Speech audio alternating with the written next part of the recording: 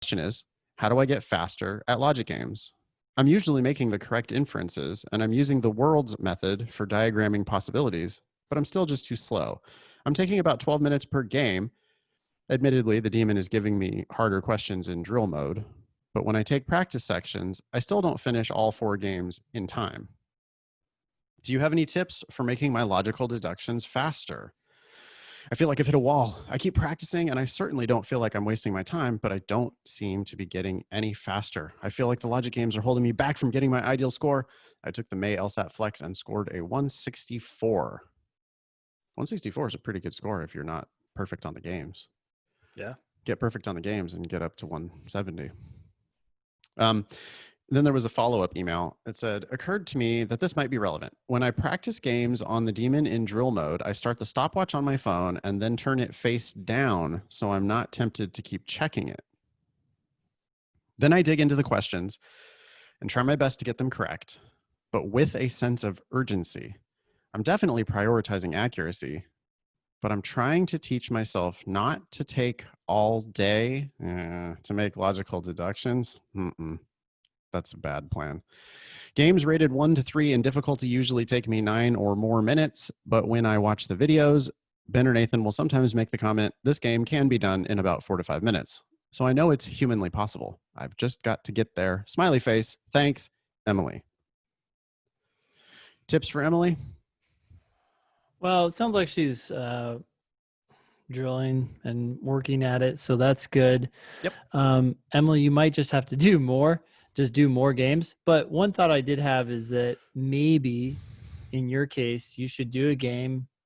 You know how long it took you. Let's say it took you 14 minutes or whatever. Watch the video and see how it was done differently, or what ideas we throw out there that you could try to do it differently, like worlds on the basis of something else. Yep. And then do the game again and see with your new ideas, you could bring it down. Even if you do the same or similar setup, just like tweaking some things here and there. I mean, some small changes, like adding an extra world, like you take a world and you split that into 2 worlds and now it's all full. It just can make a game go down to 4 or 5 minutes. It's crazy, Yep. but it's just like you're just done. And you're looking at the answers, you're like, oh yeah, B's got to be correct, C's got to be correct. So I would just say repeat some of these games. I agree with all of that. Some games aren't susceptible to worlds, but the ones that are really are. And it's like, you don't just get one question, you get all 6 questions just based on your setup, right? You just, when you really it's like you solve the whole system and then they just give you buckets of points. And the one thing in Emily's emails that really popped out to me was I'm trying to teach myself not to take all day to make logical deductions. That really indicates to me that her mind is not in the right place about this stuff. I don't care how long it takes me. I'm thinking about like the dinosaur game. Mm-hmm. If it takes you 7 minutes to realize that there's only 4 ways to distribute the 2 mauve dinosaurs. Mm-hmm. If once you unlock that, then you get all of the questions just like bang, bang, bang, bang, bang. And I think what's happening here with Emily is that she's given up too quickly. I think she's like worrying about the time, and because she's worrying about the time, she's not going deep enough. And then when you don't go deep enough, you just don't unlock the game. And then you end up having to brute force a bunch of questions that you or I, we would have already predicted the answer. Like it would have just been clear, like right there in the worlds, because we went that far.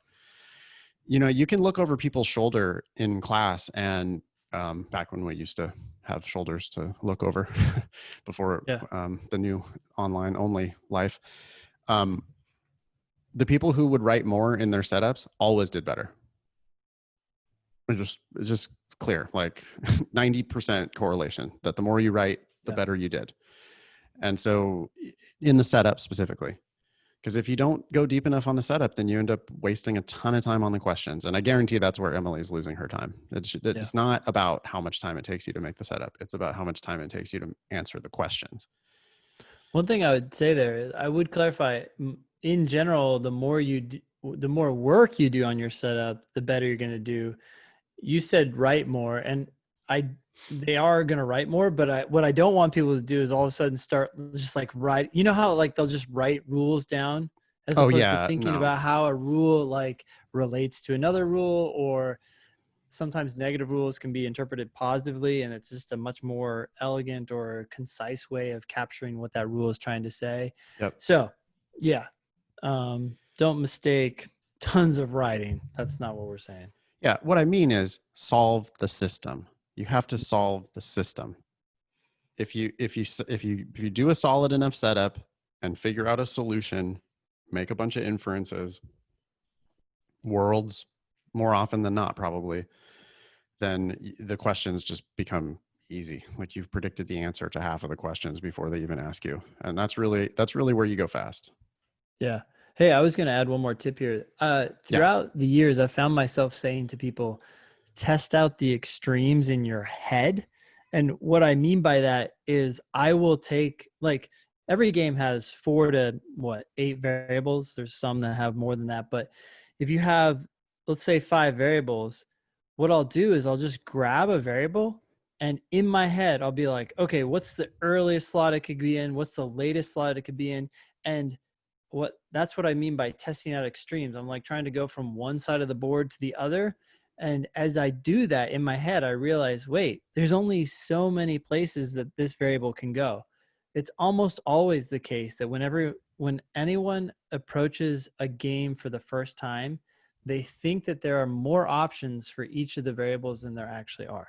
That's Yep. not always, but almost always, right? It's like you look at it and you're like, oh, geez, it looks like it can go anywhere. It's like, okay, just in your head, like run it through the slots or run it through the groups. And all of a sudden you realize, wait, it can't go there and it can't go there and it can't go there. So now it actually only has 4 options. Should I do Yeah. worlds on the basis of that? So Sometimes that's you what I even mean have by to test out pencil it out extremes. in order to see that, right? Sometimes you, yeah, well, you're talking about picturing it in your head and realizing that some of those worlds aren't going to work.